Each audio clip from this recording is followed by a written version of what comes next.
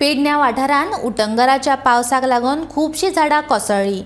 पावसाळ्यान जाल्ल्या वाऱ्याच्या अच्छेवाक लागून झाडां रस्त्याचेर तशेंच घरांचेर हुमटून पडलीं आनी ही झाडां काडून लोकांक आदार करपा खातीर उजो पालोवपी दळाची बरीच धांवपळ जाली।